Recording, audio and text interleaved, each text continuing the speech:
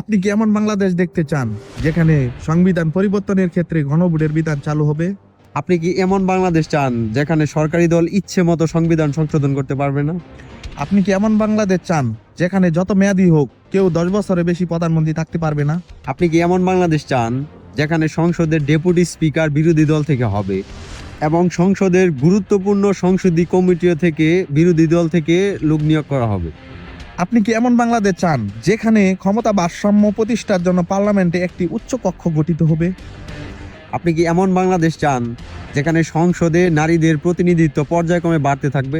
আপনি কি এমন বাংলাদেশ চান যেখানে আপনার মৌলিক অধিকারের সংখ্যা যেমন ইন্টারনেট কখনো বন্ধ করা যাবে না, পর্যায়ক্রমে বাড়বে? আপনি কি এমন বাংলাদেশ চান যেখানে বিচার ব্যবস্থা স্বাধীনভাবে কাজ করতে পারবে? আপনি কি এমন বাংলাদেশ চান যেখানে রাষ্ট্রপতি এবং প্রধানমন্ত্রীর ক্ষমতার মধ্যে ভারসাম্য থাকবে? আপনি কি এমন বাংলাদেশ চান যেখানে রাষ্ট্রপতি ইচ্ছা করলেই কোনো অপরাধীকে ক্ষমা করতে পারবে না? আপনি কি এমন বাংলাদেশ চান যেখানে তত্ত্বাবধায়ক সরকার, নির্বাচন কমিশন ও সরকারি কর্ম কমিশন পিএসসি গঠনে সরকারি দল এবং বিরোধী দল একত্রে কাজ করবে? আপনি কি এমন বাংলাদেশ চান যেখানে বাংলা ভাষার পাশাপাশি অন্যান্য যে ভাষাগুলো আছে সেগুলো সাংবিধানিক স্বীকৃতি পাবে? আপনি যদি এই সংস্কার বা পরিবর্তনগুলো দেখতে চান তাহলে অবশ্যই গণভোটে হ্যাঁর পক্ষে ভোট দিন এবং হ্যাঁকে জয়যুক্ত করুন।